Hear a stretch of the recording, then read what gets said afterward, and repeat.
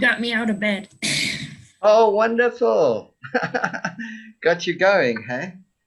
So, Sarah, just tell everyone else about yourself and what you're doing, and sort of just introduce yourself to Alex and Brendan.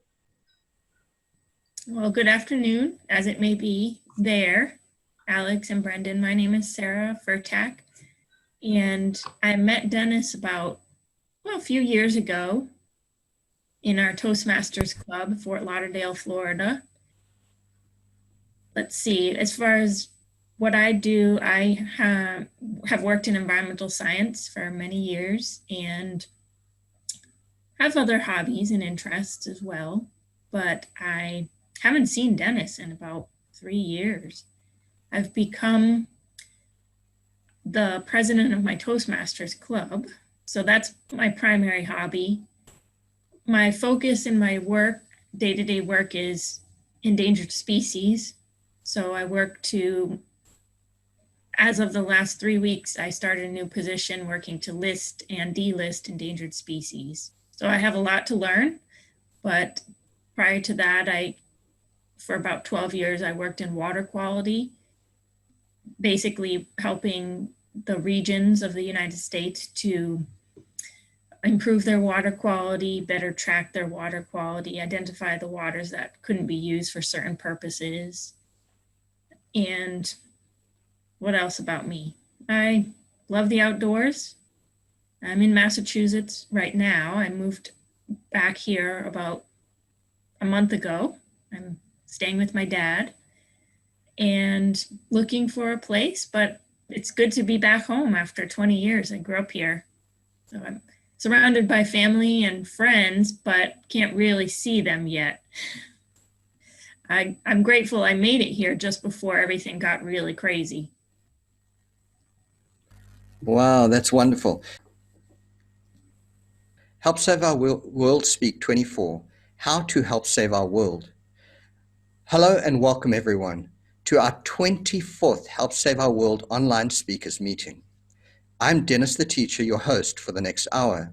Due to popular demand, we will speak about how best to change our world, to reverse the destructive trends, and deal with the powerful forces that are creating and perpetuating those trends.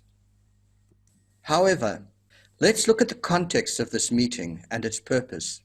The purpose of this Help Save Our World organization and speakers group is to empower the people of the world with the knowledge, skills, and natural wisdom they need to change and transform their lives, with the greater purpose to bring positive change to the world and ultimately to create an abundant, happy, healthy, and sustainable future world for all life on Mother Earth.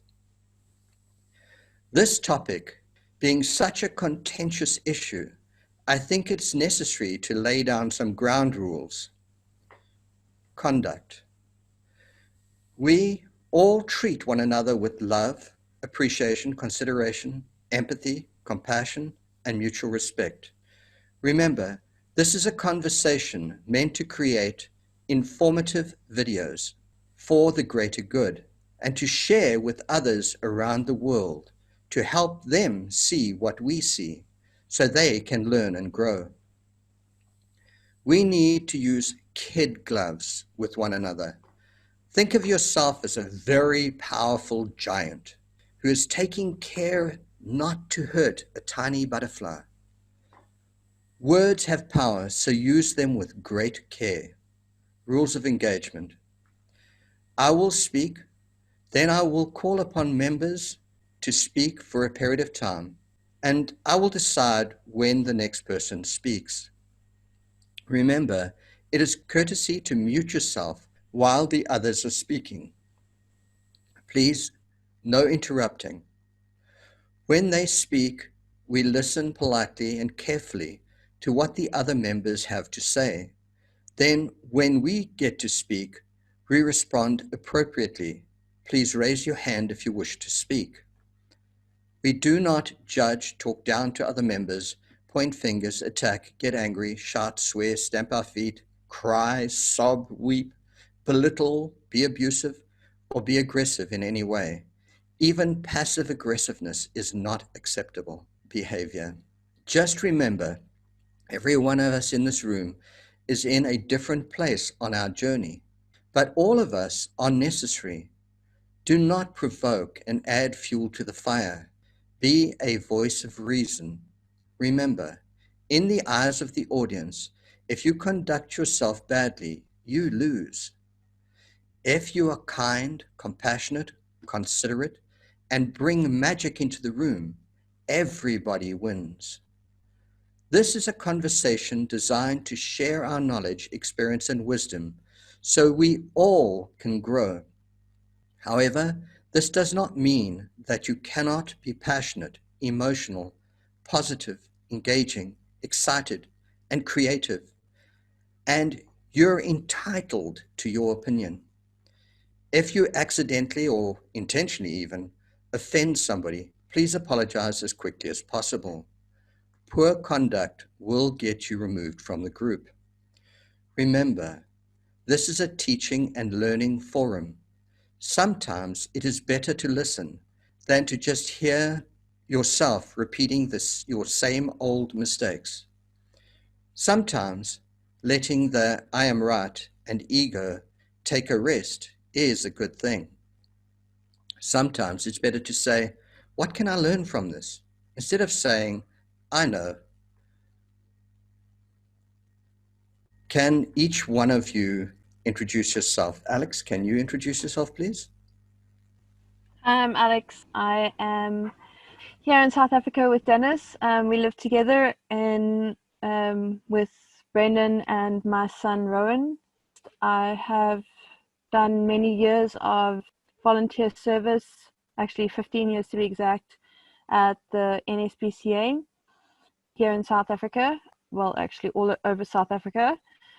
And my purpose in the long run is to set up sustainable eco-villages all over the world. Hey, Alex. Hi, Diane. How are you? I am good. How are you? I'm okay, thank you. Good. You look beautiful today. Thank you. I actually forgot today was Sunday. And so I'm in the middle of moving, so I've got my whole closet all over my living room. Hello, Diane. How are you? Good. How are you? I'm great. Would you like to introduce yourself, Diane? Sure. My name is Diane Perry. I'm in Fort Lauderdale, Florida, and I have a nonprofit that is Earthian Stewardship. And so I'm looking for ways that people can do actionable items to cure the earth faster. Wonderful. Brendan, can you introduce yourself, please? Hi, I'm Brendan. I currently live with Dennis and Alex and Rowan. Alex is my fiance. Dennis is my soon-to-be father-in-law, hopefully. And yeah, we're just striving to get this thing going in order to help people help themselves. I would like to be a part of this and contribute as much as what I can from my side, and that's why I have chosen to join these meetings and be a part of this. Excellent. Thank you, Brendan. Sarah, can we have a rerun on your magic? Please introduce yourself. Great. Thank you, Dennis. My name is Sarah Furtak. I'm in Massachusetts, not Boston, but about 2 hours west.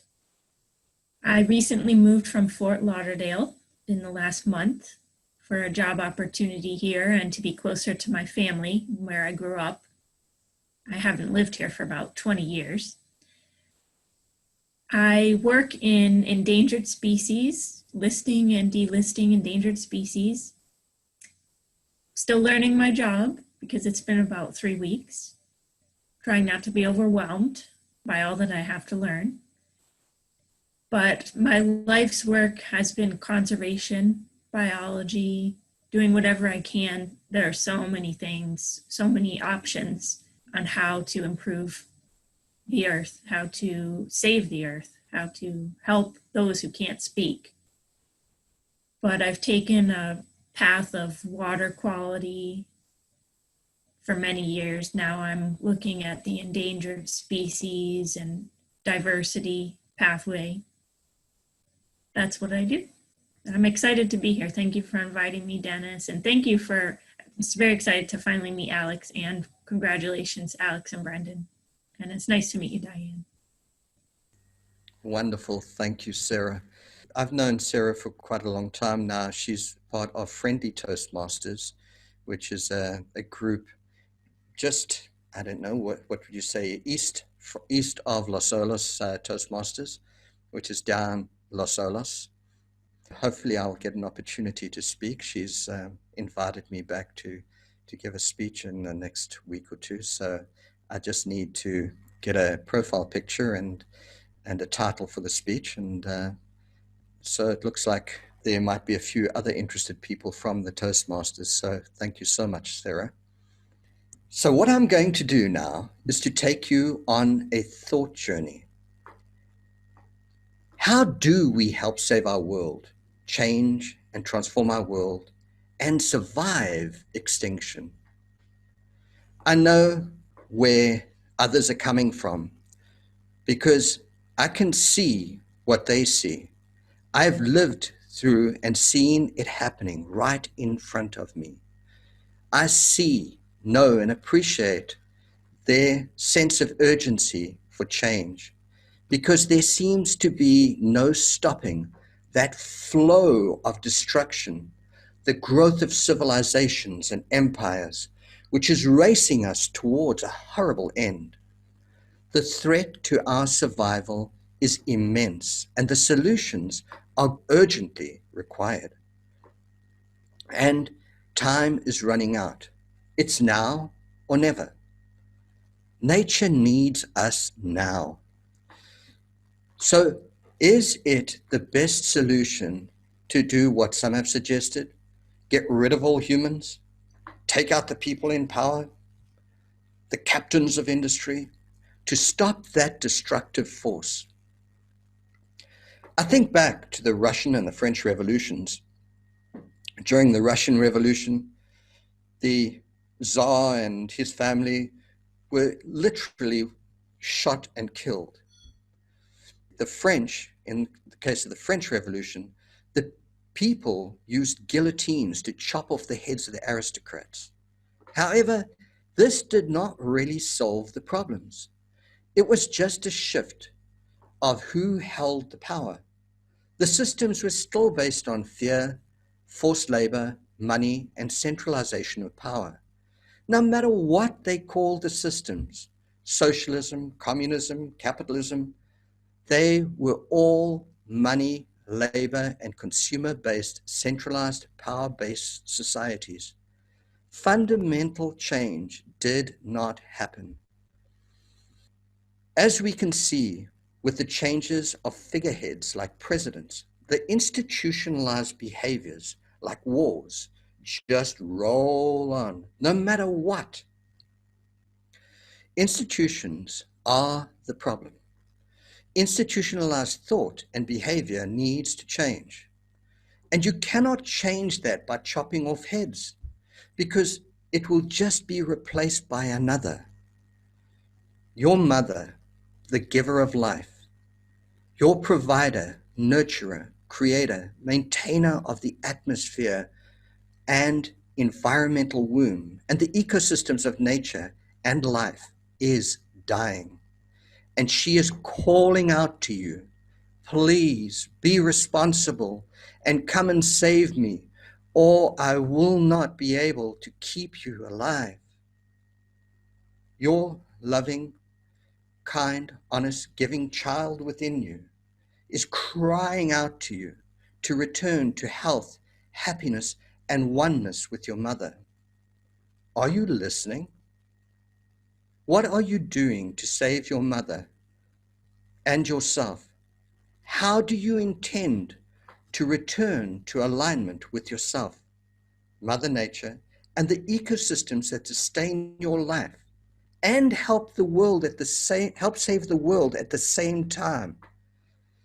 This is why we're here, to guide you through this transition to a happy, healthy, and sustainable future.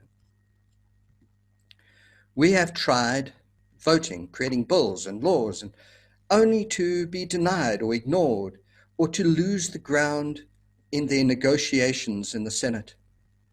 Then to have whatever gains we made overturned by the next president.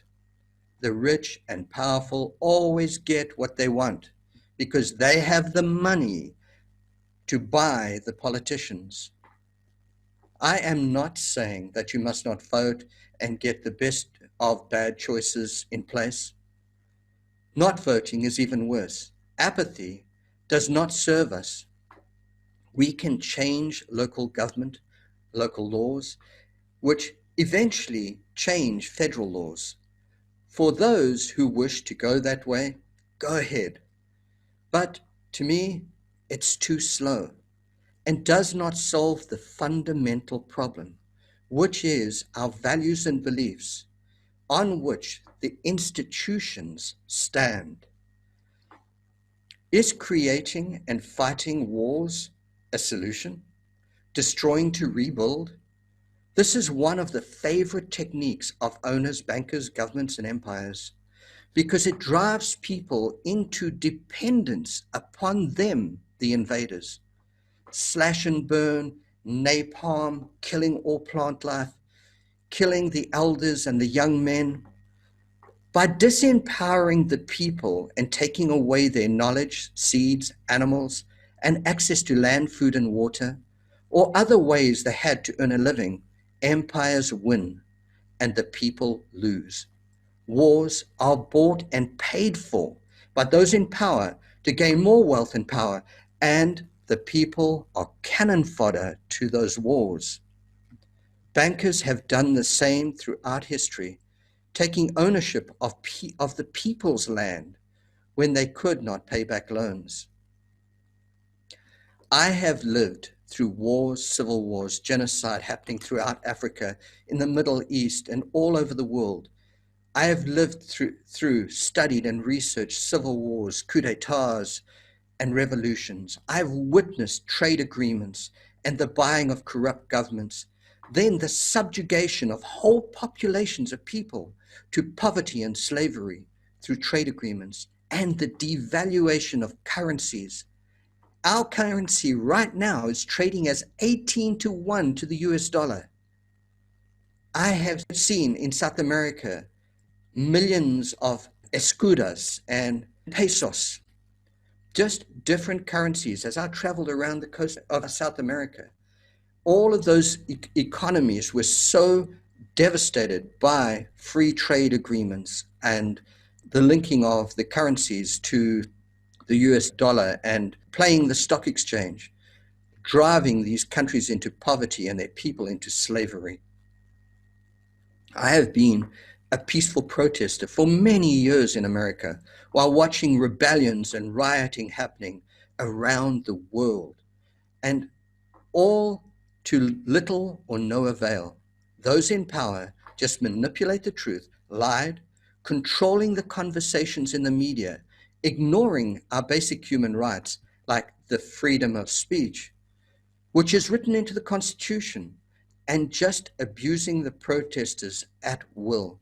The corporate business governing bodies ignored the protesters and highlighted what the corporations wanted to prove, always turning it around for the benefit of the naive viewing public who just believed their lies, saying that the protesters are radicals and anarchists and socialists and they are a health risk.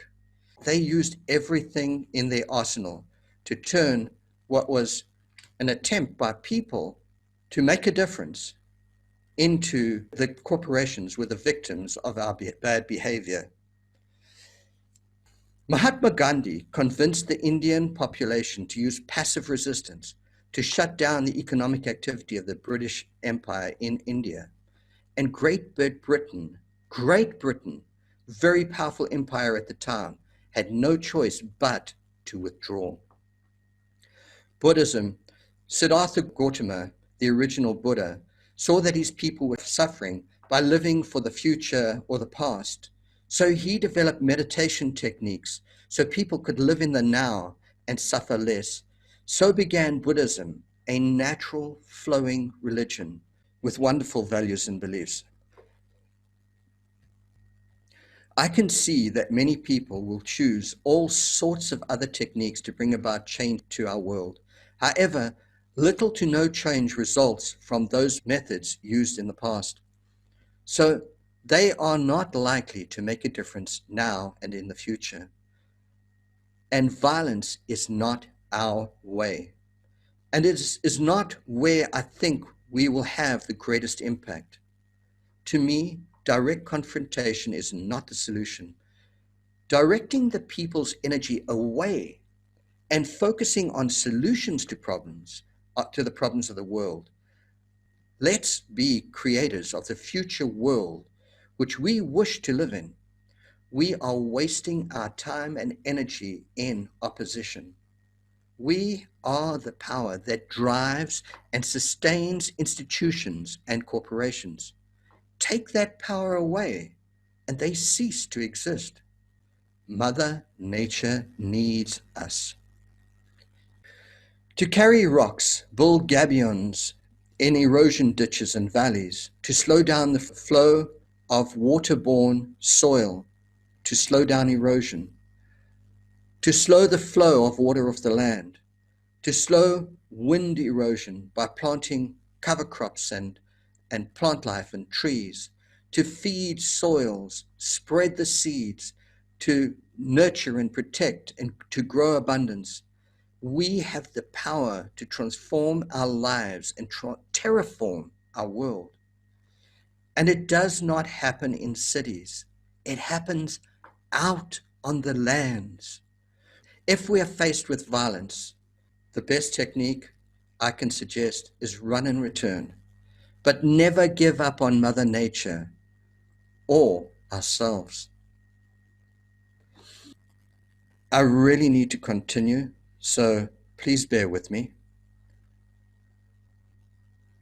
Alex and I have been on many thousands of these thought journeys, and I have spent a lifetime questioning, analyzing, experiencing, studying, and living through these life's experiences and thought journeys with many other people.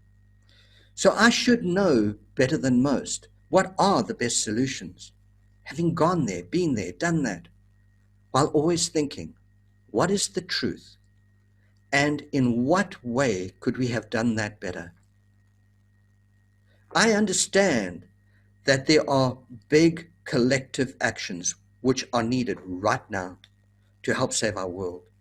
We need to urgently stop and reverse destructive trends like global warming, deforestation, desertification, destruction of topsoil, loss of topsoil, soil erosion, poisoning of our lands, our air, our water, the extinction rate, overfishing, pollution of the air, the lands, the rivers, and the oceans. We need lasting solutions, and now. What should we be doing?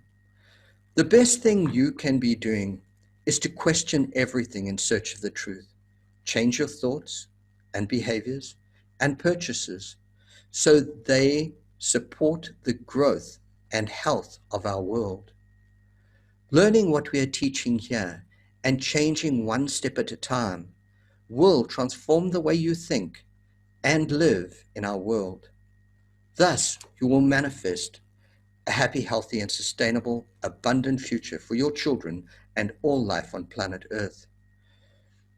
Raising your children into our teachings, natural wisdom, and life's education will prepare them for a happy, healthy, and productive life while creating the future that they deserve.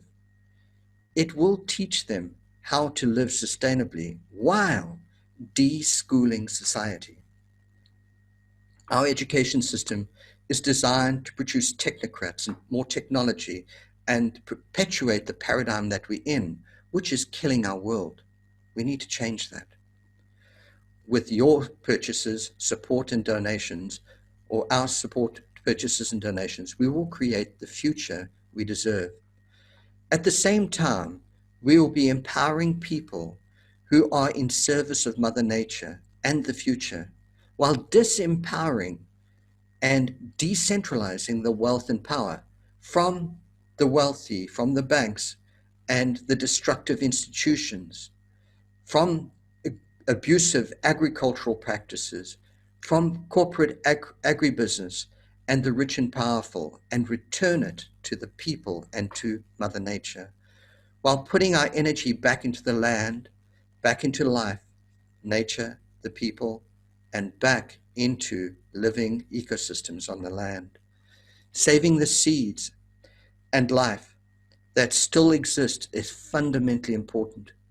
It is not done by exclusion. Wise, skilled, informed, and empowered humans need to be part of these growing ecosystems. Is everyone with me? Of these ecosystems and solutions. Then repopulating the planet with what the planet needs, living systems, biodiversity, is our human imperative. We have to do this.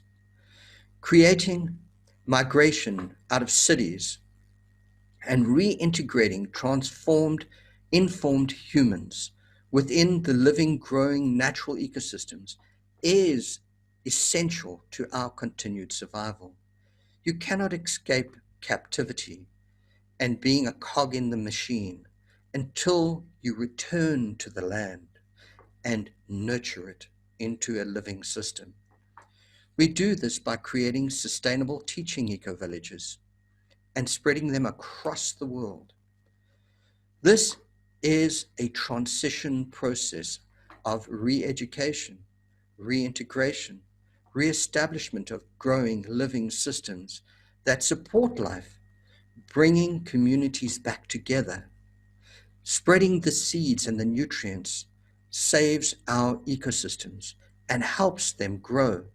Spreading these communities around the world is and will be our salvation.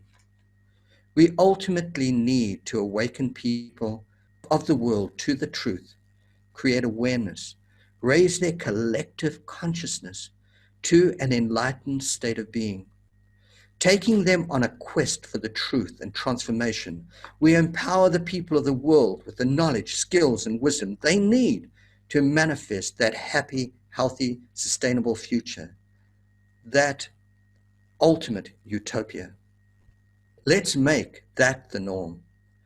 Through what we are doing here, let's guide, inform, and educate humanity into an age of reason, where we live in love, balance, and harmony with the flow of life and nature together, growing, nurturing, and manifesting the future we all deserve to live in. How do we do this? The solution is a paradigm shift. Change our values and beliefs. Create a movement towards living in love, balance, and harmony with Mother Nature as our guide. Change our ethics. Change the way humans think and live in the world, and they will manifest the world that we deserve to live in. No solutions will work unless they include humans as part of the solution. Include indigenous people in the ecosystems, in the eco-villages. Learn from them and teach them too. Re-education, empowerment, community, and service is an honor which is appreciated and respected. The highest honor or perceived success is of how you were of service to Mother Nature and all life in our world. If that is carrying rocks your whole life to fill ditches to prevent soil erosion, that is success. Our biggest problems can drive our biggest solutions. 7.6 billion people doing what is necessary to transform our world will achieve amazing things. It is by disempowering those in power and empowering the people who are creating the future we desire and deserve to live in that we will have the most impact. Without humans, we've lost the game. By coming back together as community, we reestablish our people's power.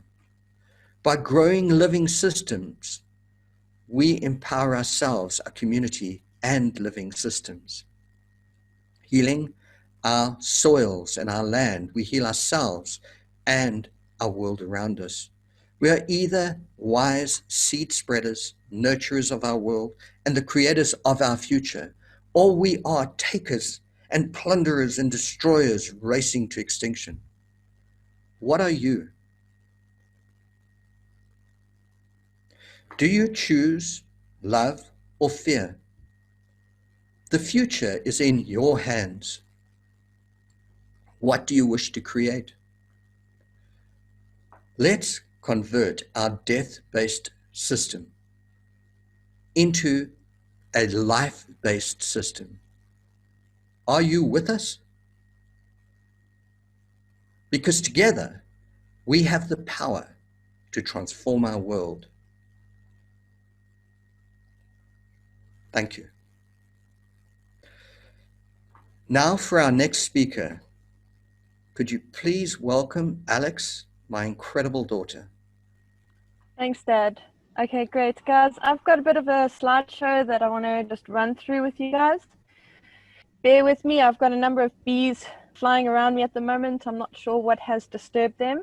So if you hear a bit of buzzing, I know my friends are right next to me, enjoying my conversation as well. Okay, I'm going to share my screen. I just want to talk a little bit about why sustainable eco-villages, why are they so important, and what do we gain by creating these eco-villages?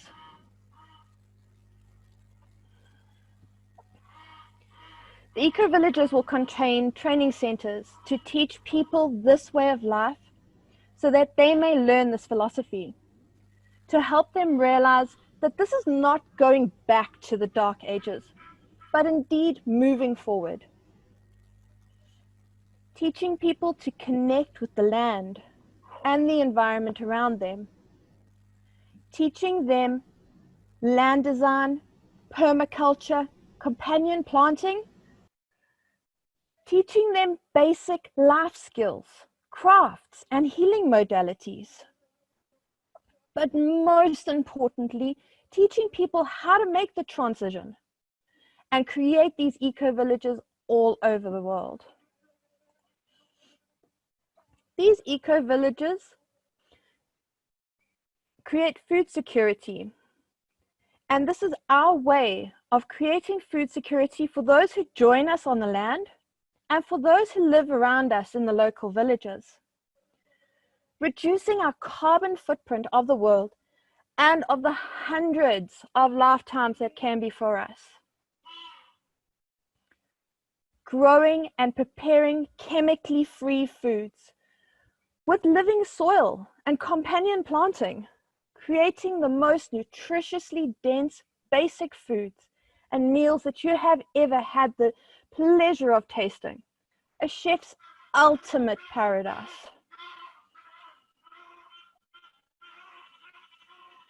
Love is the creative force, the gravity that will bring this organization together.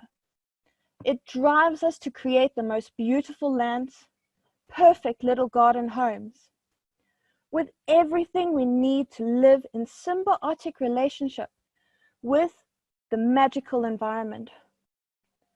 More beautiful than even fairy tales can describe. It's through caring, sharing, and nurturing that we transform the world around us.